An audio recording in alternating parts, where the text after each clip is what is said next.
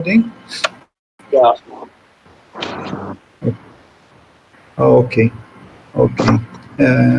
Good afternoon or good evening to everyone. It's the 8th of August, Saturday. It's 5 p.m. now in Bahrain time. And I'm very much happy to present to you 1 hour kind of experience that I gained in the project management. And let us share our knowledge together and try to encourage everyone to practice project in their work and life as well. So the idea of this presentation is to try to give a highlight of what is involved with the project management. It's a very interesting subject that we need all of us to be aware of. So my name is Yousif Amin, as I said, and I am engineer by profession, electronics engineering. And I have experience in Bahrain Telecom, Bahrain Airport, and the Ministry of Works, all combined together in the private sector and governmental sector. And I think I have gained a lot of insights of what is project management is about. So I am doing training as well with the Society of Engineers, for mainly now graduates. We have graduates coming from universities that they need to gain a lot of skill in their hat or in their pocket while going to the industry, because unfortunately what you call it, the universities are not covering the core of project management in details. So what we give them is the core project management skills and whatever they like to be acquainted with.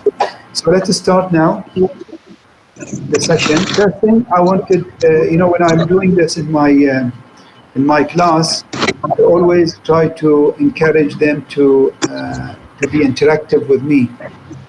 But as you know, now with the kind of internet and noises and things coming up, it's very difficult to make the proper interactions. So we'll try to attempt some interaction between us, but at least you can see the idea behind my question is that we wanted to make people joining us in their fields. So who has managed a project before? Anybody can volunteer to say something that have they managed a project before, or what they think of their projects in a 1 minute time to start up and warm up our session. I think the Sabur can explain, because the Sabur. Yeah.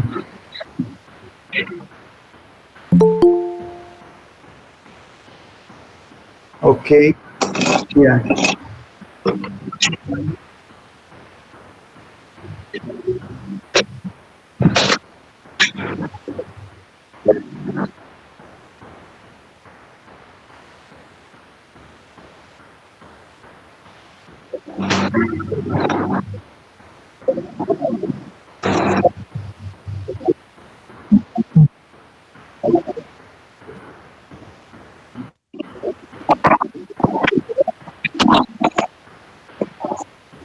Oh.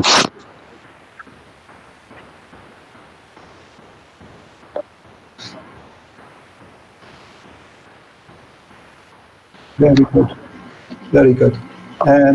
That's nice. Just nice start up to our discussions, because I'm sure that if we open the platform to others, we'll gain a lot of insights. But thank you very much for volunteering. One is enough for us to start up because of the time limitation. In fact, every one of us sometimes in their life have managed a project, but we are always looking at the projects from a professional point of view. So when you explained your project, you explained it from a professional point of view. But in real life, we are always doing projects and we don't know the principle behind it. So what we are trying to be doing in this session is to try to at least match some of the live or the kind of personal situations with the professional together, and they are going to be combined in a way, but shifting more towards the professional projects because they are more critical. So for example, you can see here that if you are going for shopping is a project in itself, because you are like going to buy something, you have already planned what you wanted to buy and come back home and you end your project. So that is a project by itself. Cooking a meal as well. You decided that you wanted to cook a meal, whether it's boiling an egg or doing biryani or something heavier, is still a project. Buying a new car is also a project, searching and planning what type of car you want. And also going on holiday in itself is a critical project, because you have to know exactly where you are heading and how much money you need and everything. So in a way, project management is all about planning and executing your project successfully to an end that is according to your objectives. As you know, we are also executing a project that has a beginning and an end. It's not a continuous effort or what you call it, endeavor that is ongoing, like the operation. It is a project that has a beginning and end, and you are somehow having a budget to run it, and when you execute it, you monitor it and control it, and that's it. It's a project really. So whether it is a professional or real life project, it is within this category. Let us move to showing you most famous projects in our history. The pyramids, the Great Wall of China, the Taj Mahal. They are all big projects that has been done over the years, and you can see from the beauty of the structures. Those engineers at that time, they were fantastic in their thoughts millions of years ago, or thousands of years ago, and you can somehow judge now how much efforts they have put in their projects to achieve it. Our modern projects are now in this kind of categories, building train stations like Burj Al Arab in Dubai, IT, or kind of going to the moon and Mars. All of them are somehow projects, because they have beginning and end. It's not a continuous, and they achieve their objective. So in general, you can see the project management main activities consisting of so many critical areas that we need to be aware of, and depends on how sensitive and big our project, we can somehow focus on them carefully, like the risks, the deadlines, and the budget, the milestones. When you have problem, we know how to solve it. All these kind of things are part of the project management activities. So project managers have to be aware of them. So in a way, when we talk about project management, we need to be somehow knowing how to distinguish what this project management is about. Is it an art or is it in science? Somebody maybe would like to share their thoughts. Is it art or science? Somebody would like to contribute Is it an art or science? You think?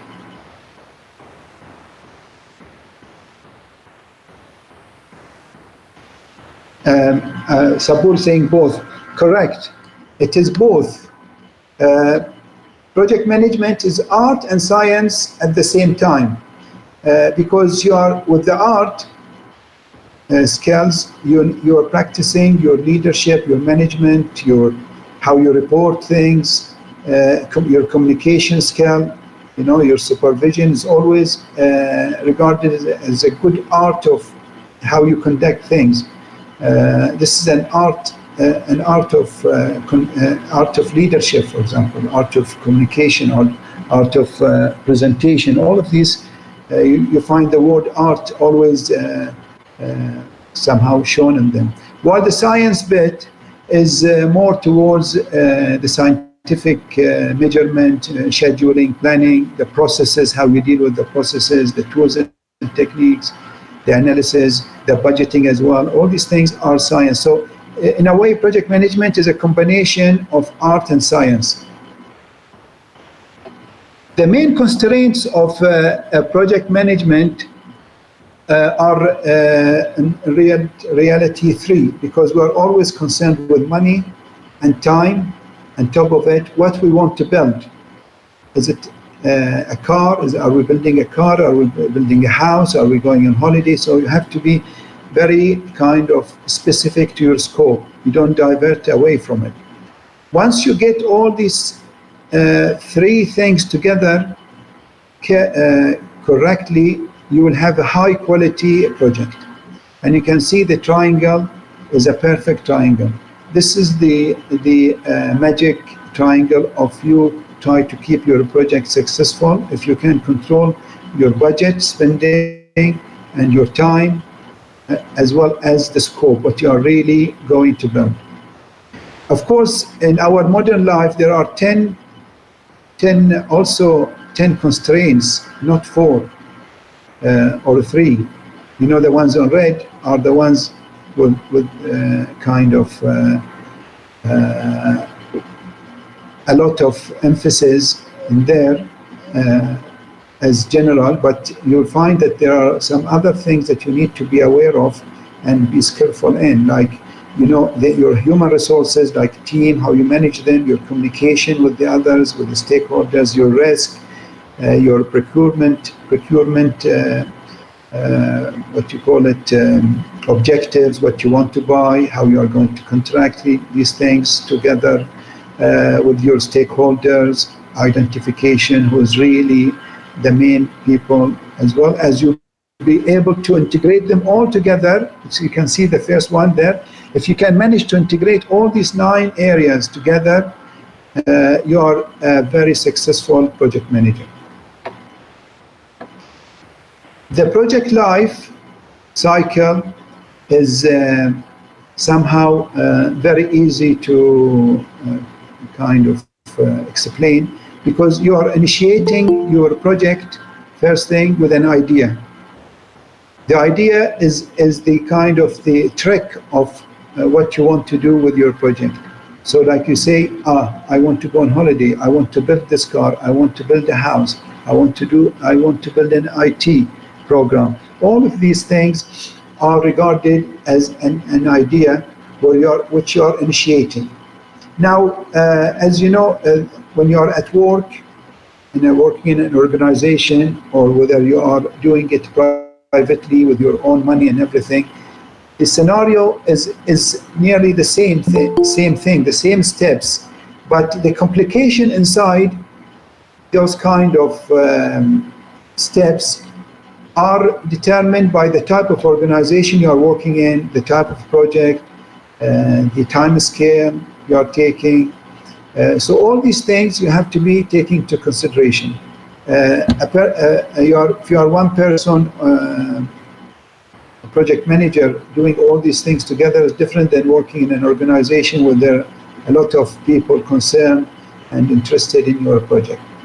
So we are assuming now we'll take it more seriously, and we are assuming that we are working in an organization. So the organization idea is generated from their strategy, business requirement, business case, and everything. They say, okay, we need to build this project because this is going to help us in our company to succeed. So here where it comes as the initiation. Here, the selection of the project manager is done by the organization and say, okay, Engineer Yousif or Engineer Sabur, okay, we have selected you to do the project. Now you are starting your journey by taking this idea from the CEO or whatever sponsor, they call it the sponsor of the project, when they call you and they explain to you what is the objective of this project. Then they leave you on your own trying to build the project and they support you in between. So the best thing to do is to start the initiating. You are initiating a project by collecting the requirement in details, drafting it to make an understanding exactly with the sponsor. This is what is required, like a top level, a high level requirement is called the project charter in a way, project charter. So you insert a lot of things. Why the project charter? Because you wanted to know from your sponsor that this is exactly what they want. Okay, so once you determine this and they give you the green light, knowing what the project is given to, what kind of budget you are having, what kind of scope, what kind of time scale, what are the risks that you can take. All of them are high-level projects. So now you are going next into the planning stage. The planning stage, of course, when you are planning, you need people to help you, and whoever is expert in that area, you try to make use of them until you make your plan. Once you make your plan and you are happy with it and you show it to the sponsor and they say to you, fine, you're doing very well. If there's any obligations, you find your plan is requiring more money or more time scale, this is where you have to inform your sponsor that the time scale given to us is short, the money is given to us short. If they agree to increase the cost and they increase the time span, then you will be fine. You can go ahead. Otherwise, you can go and cancel the project because now the reality there's no point for you to start a project if there is this constraints, as we have said in the triangle, are not there. Now the next step is to execute it. Once you execute your project according to your plan, you are monitoring it at the same time. So the monitoring and execution is like a cycle by itself. Execute, monitor the things, whether you are manufacturing something, producing, developing. You can see the tick of the triangle there. This is the perfect triangle where your things are going fine, your plans in control. But when it changes shape, this means that you are in big problem. You have to try to rectify it, find the problems, what's happening, what is going wrong and everything. There are some methodologies that if you're going badly, you have to stop the project, of course, and not to continue. If you are like in that area, you just announce the stopping of the project because there's no point of going. Things will go very badly for you unless you can control by using the sponsorship support for more money, for more resources. Once you are in that situation and everything is fine, then you will be closing your project successfully and you will be celebrating with your team a successful event.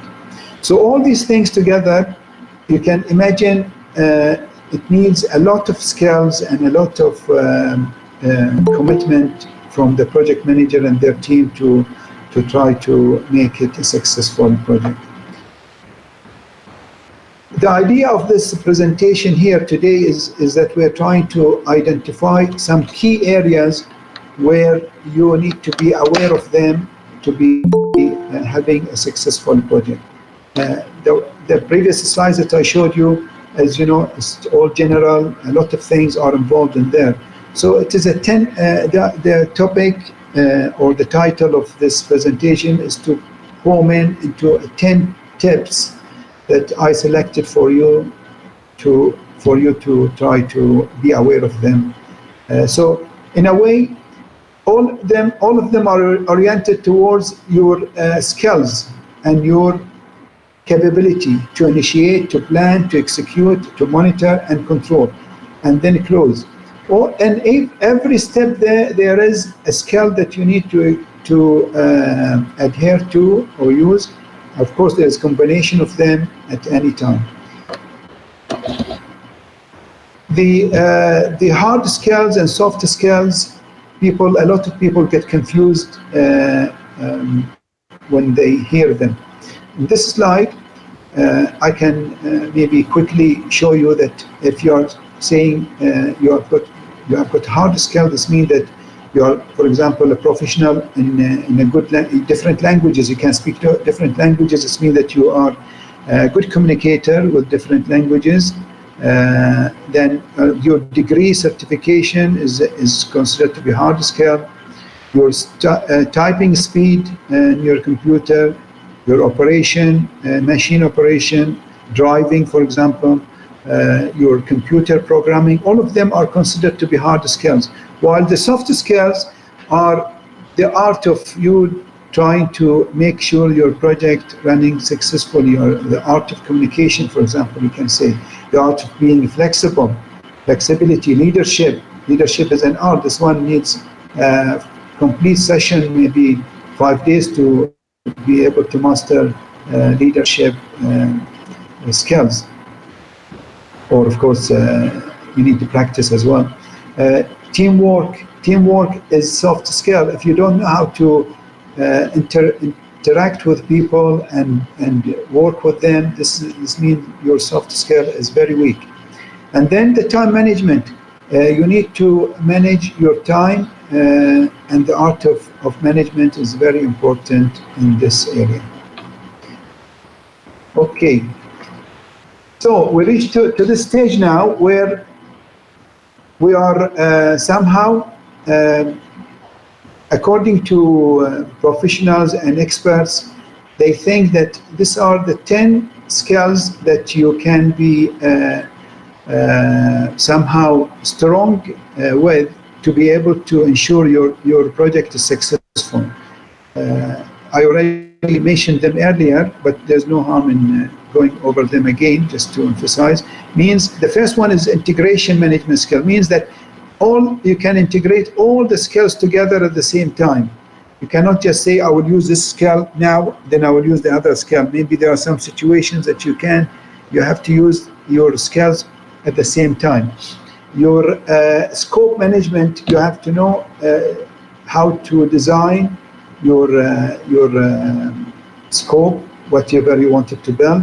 There is a kind of technique called work breakdown structure, WBS, which you make those kind of objectives in your mind. You put them separate them into small pieces so that you can handle them correctly.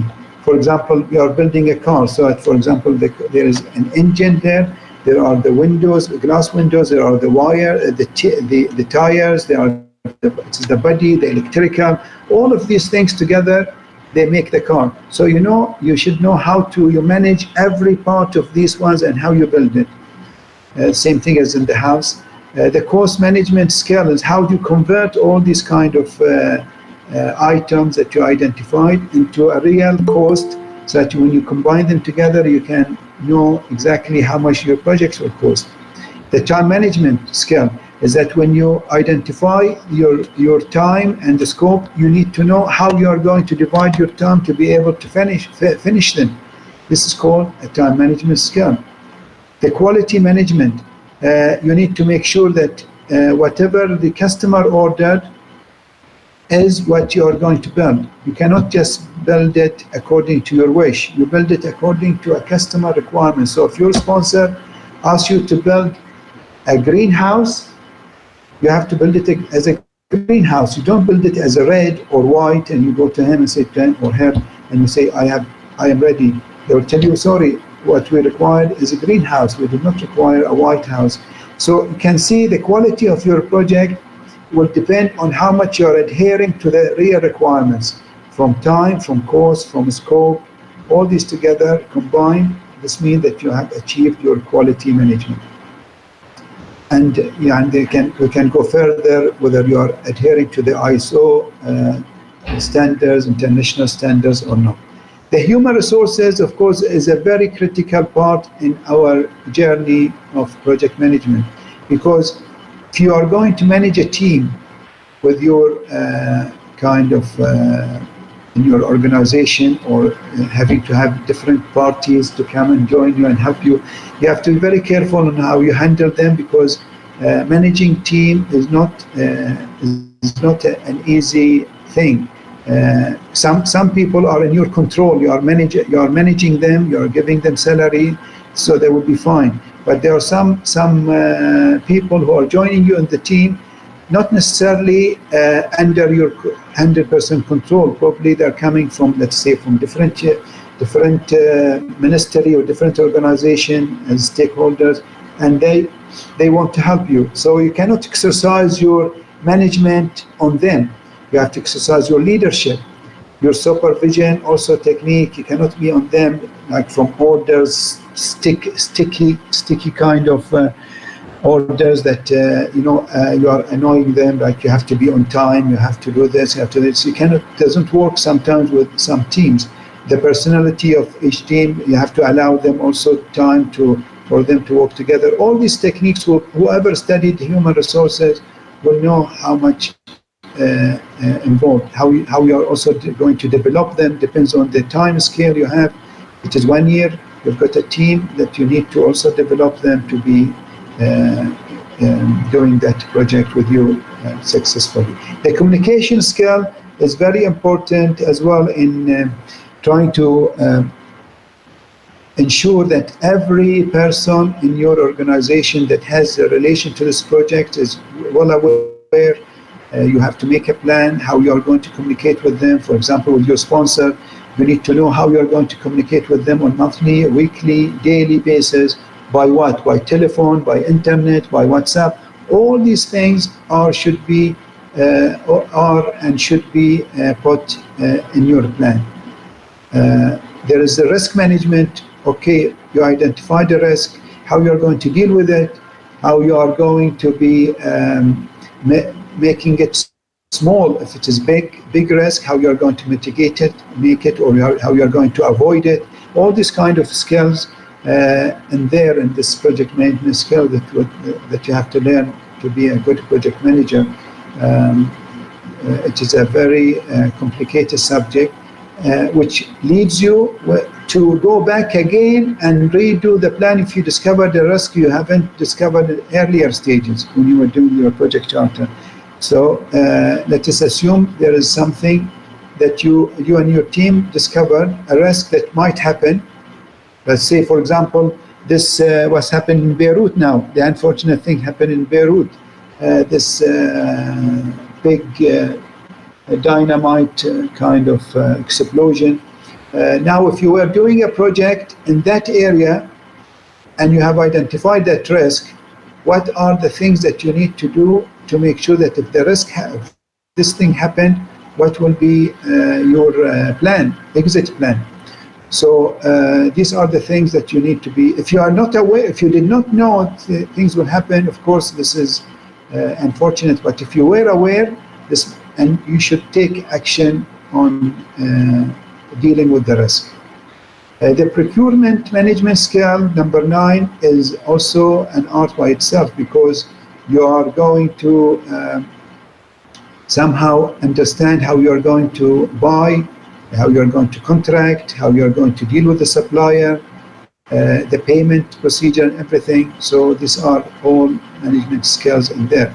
And lastly, the stakeholder management. Stakeholder management is also key because you need to engage everyone involved in your project and try to put them on board, because at the end, when you make your project, if those stakeholders are not accepting it, it means that you have failed. So your stakeholder management has to be well done to be able to make every stakeholder happy. And of course, when you identify them, there is a stakeholder which is they are important. Some stakeholders are not important. Some of them have got an influence, and all these things, a kind of concept you have to take into consideration. When we finish all these things and we go and we understand what we are getting into with the project management, we need to be aware that there are codes of ethics in the project management. And these are, in fact, the main principle for any project manager to be somehow acquainted with and skillful in. Like doctors in a way, they have to be responsible. When you take over a project, you have to be responsible. You have to play with fairness, dealing with the suppliers, especially in the contracting time. You don't make favor of a contractor or favor of one of the team members of others. Fairness is very good to exercise. Honesty, you have to be always honest in your approach. If you make a mistake, you have to say, yes, it is my mistake. Don't blame it on the others if it is yours, as well as you respect people from different nationalities, from different backgrounds, when you are working with them, either suppliers or part of the team or customers. So all of these things they consider to be the code of ethics in a project management. There are just only a few slides going before we finish. So now, for you to be a good project manager, you need, of course, now professional certification. People talk about now. There are a lot of certifications that are on kind of on the internet, but the most famous ones are the PMPs, the Prince 2. They are the most famous ones people try to get hold of. To be, depends on your organization, depends on your background. Each one of them have got their own pros and cons, which it's not the time to explore them. There is an interesting training I do for people in the Society of Engineers. It's related to Certified Project Officer, which is the one here, CPO, which combines all these kind of methodologies together into one platform to try to give you more knowledge of what's happening with the PMBOK, PMP, and Prince 2, and Lean, and the ISO 2500 standards, and the Agile. All of them are combined together as a best practice. It's very interesting kind of course that you have like 30 hours, 5 days. You answer a lot of quizzes online, and once you do them, you will be able to be certified as CPO. CPO is not a project manager by itself. CPO is like what you call it, an assistant to the project manager, because you have to go higher in the scale to be able to be a project manager. But now we have nearly reached to our destination, our presentation, where I am going to tell you 10 powerful tips that can be good for you as a project manager if you practice them. The first one is you have to know your project inside out. There's no point for you to be a project manager if you are not aware of what is in your project. This one. The second one is to identify the project requirements very carefully, and you try to plan it with your team. The third one is know how to talk about your project to your stakeholders. This is what I meant to say. You know how to take to your to talk about your project to your stakeholders, to identify the critical milestones and risks in here, to try to, number 5, to understand your team members' strengths and weaknesses. This is very important for you to be able to manage your project. Use an easy to use project management tool. Don't go into complicated project management tools and try to learn how to use them. Try to use the easy ones that can help you, depends on your project. Manage the potential risks carefully. You have to master how you manage the risks. Number 8 is to test your deliverables before accepting them. We make a lot of mistakes that when we are given a supplier product, we say, okay, yes, fine, go ahead, and we are accepting it and paying them. Then you discover that it's not working. So you need to test all the time before you accept the product, because it will be backslash on you. And number 9, lessons learned and evaluation of project, because we always make mistakes in the project, depends how big it is, and we learn from it. We need to learn, we need to evaluate it with your team, so that when we do another project, we are already somehow,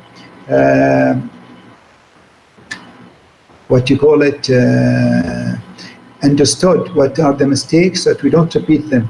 If you're repeating your mistakes, it means that you haven't learned.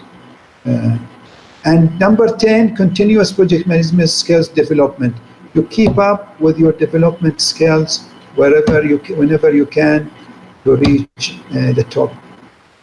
Thank you very much. I think I covered about now 40 minutes of the time. I will allow another 15 minutes of the presentation for anybody who likes to engage in any discussion or anything.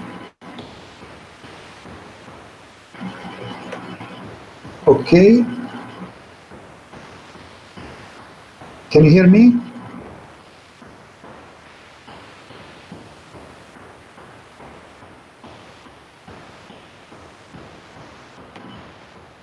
Yes, we are hearing engineer. Thank you for the presentation, and the floor is open. Let everyone can interact with our guest speaker, engineer Yousif Amin.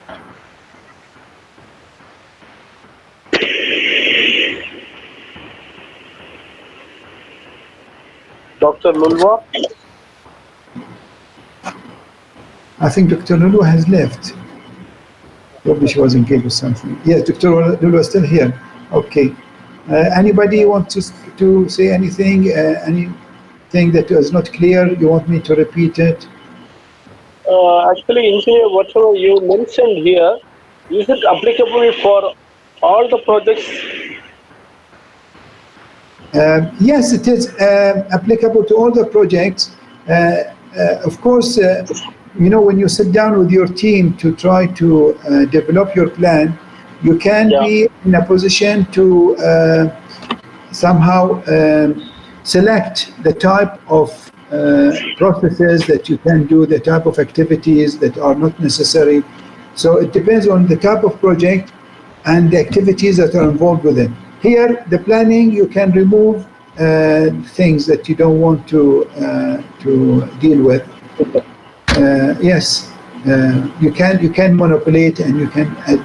So they call it tailor. You can tailor your project according to the needs. We call tailor made, right? Some projects they said this is tailor. Say again, sorry. No, some projects they said it is tailor made. So you're referring to yes, tailor made. Yes, tailor made project means you've done it according to the project requirement itself. You don't want to put more efforts, unnecessary efforts, because things could be expensive. Like if you are going to deal with risk, for example, you need to have insurance, for example. A lot of things. If you are doing a lot of quality measurement, this means that you have to do a lot of testing. This is all cost.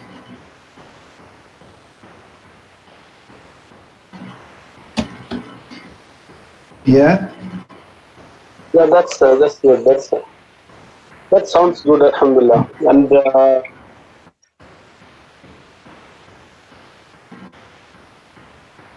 And how about, so this is only the project management you are discussing about, anything else? Anything else you have actually? No, only this. Only this.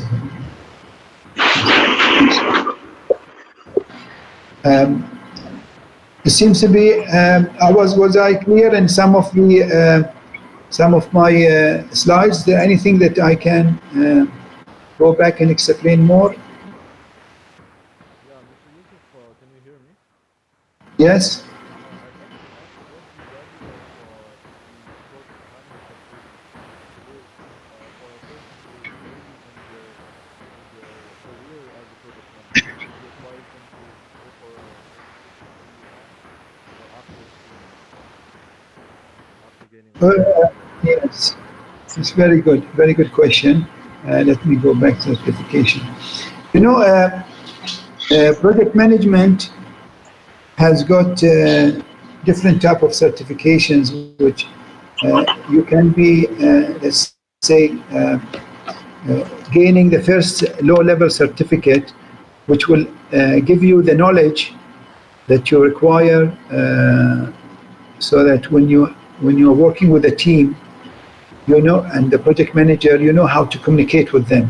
Because the worst thing that you can be working with a team that they are talking like a different language.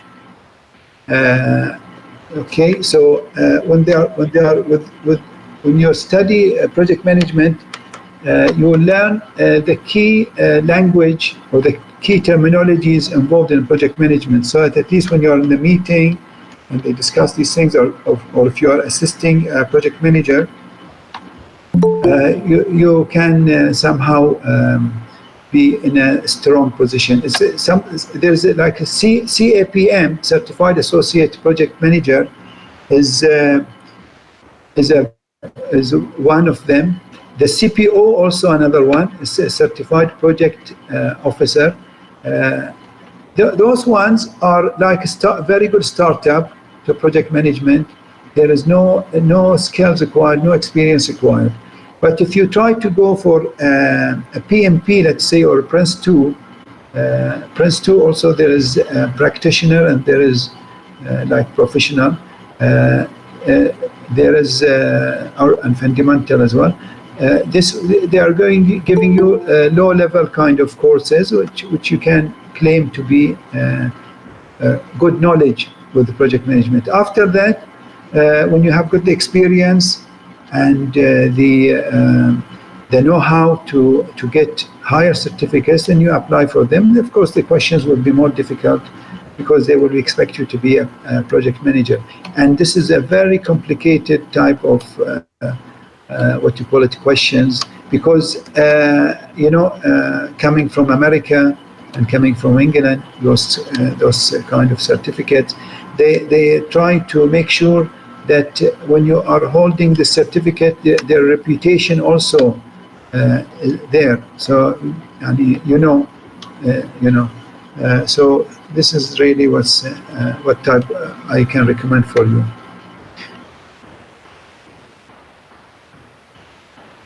Thank you. Our brother Jalil from Sri Lanka, he's with us. Can brother Jalil, can you introduce yourself, brother? Assalamu alaikum. I'm brother Jalil from Sri Lanka. I am into, my profession is logistic, freight forwarding. So I have my own company. That's what with me, a small introduction. Very nice. So you dealt with a lot of projects in your career? Yes, correct. Very nice. You'll find project management is a very interesting skill or topic, whatever you call it, because it's not routine. It is a kind of dynamic type of profession, that today that you are dealing with this project, tomorrow you're dealing with another project with different scenarios, different teams, different conditions. So things are very interesting While if you are dealing with a lot of operational issues, you know, everyday routine doing this, to me, there's no life in there. So it's good to have kind of projects, several projects in your life, even if you are doing a routine job, but try to make a project in your own personal life, especially if you've got a hobby or doing something. This is going to be making life interesting for you. Otherwise, sleeping and going to work, routine work, coming back, to me is not life. Mr. Yousif, a quick question from me, if I may. Yes, please. Regarding employability and what are different expertise, would you say that the professional certification holds value for employers within the Middle East? And just a quick follow-up question to that as well. Which certification holds your value the most, if any? Very nice question.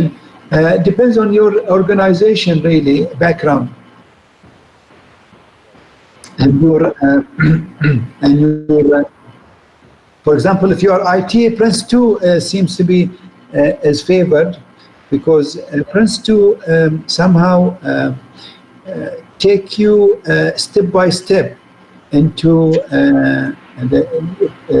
somehow planning your project, conducting it, because there is a lot of authorities. You see, when you're comparing it to the PMI, Project Management Institute in America, this is called the, for example, PMP certification. The project manager is somehow is like the godfather of the project. How to put it? He is the one mainly responsible. If anything happens, straight the fingers goes to the project manager. You are the one that is same as, you know, the football team, their coach. Even if the players are lousy and they couldn't score all the time, they go where they go to the team coach, because he's like the manager of that team. Okay, so in a way, the PMP and the PMI, they're looking at it like this: you are the main person responsible for this project. You have got all the control in your hand. While the Prince 2 concept is more towards controlling and directive from the board. A board of directors, they set and they control you to tell you whether they are approving what you're doing or not. So in a way, the project manager is not 100% project manager. He's like a coordinator in a way with the others. The top people in that organization will look at your reports, will look at everything and tell you, oh, okay, we can let you to go forward or not. So Prince 2 somehow is favored with a lot of organization, because especially if you are dealing with a lot of critical projects and very sensitive, very kind of expensive, they want to make sure that their investment is there. And every time in a Prince 2, they are somehow revising the business case. The idea that's generated to do this project, is this still valid or not? If it is not valid, they tell you, okay, cancel the project, we are not interested. But while in the PMP and PMI, somehow the decision somehow taken to start the project and you have to end it. Of course, there is some sort of also control in there, but somehow the project manager is stronger with authority in the PMI American concept more than the British concept. So it depends on your organization, really, how they are looking at it. Who's in your main organization that is certified with these things? Because they are the people that are going to recognize you. You know, we are living in a world that people can undermine your qualification and certification if they don't believe in it. So you have to explore with your top directors, top managers, your organization, who are what is their preference for a project manager certification and experience, and go for it. Especially if you are working for this organization and you want to continue. While if you are interested to go to another organization, then you have to look at their preference, what they prefer. And yeah. Just one more question for you. Is there a particular trend that you see in the industry that is gravitating towards a particular sector, whether it is cybersecurity, whether AI, or technology? Is there a trend that you see? It's a very nice question. Thanks a lot. I really appreciate it because it is a dilemma now for a lot of people when they take the PMP, they say to themselves, do I need a Prince 2 or not? يعني, in a way, the two certificates are complementary to each other. Because what's happening, there is a weakness in one side and there's a weakness in the other. As I said, the focus, maybe we can do a different session next time. We can compare those two certifications, but you'll find that the trend now for project managers to have both certificates at the same time. Remember tip number 10? Tip number 10 is to continue developing yourself. So if you are a PMP certified, don't stop there. You try to go for a Prince 2 because you are already halfway there. You gain it and you'll get a lot of respect from your colleagues, from people who knows you, because they know that you are trying to get more knowledge, more experience. You're responsible. So and vice versa. So I advise to go for both of them. But as you know, all of us are in the same scenario. Same thing as your first time using your mobile phone. If you are using your mobile phone and it is Apple, okay, you'll always like to use Apple all the time. If you use Samsung first time, you'll prefer to use Samsung all the time. So in a way, project management is like this. People, once they get into like PMP, they don't like to change to Prince 2 because they think that's it. Life is good. Life is good with this certificate.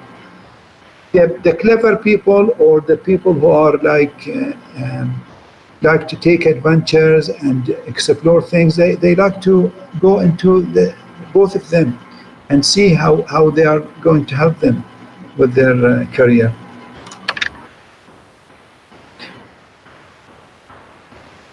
My pleasure. Thank you for a very nice, interesting questions. If there is no other questions, we can somehow stop the recording. Because I can see people are leaving, they come and listen and leave. So unless there's anybody else before we go. Yeah. Okay, yeah, stop the recording. Thank you very much. Appreciate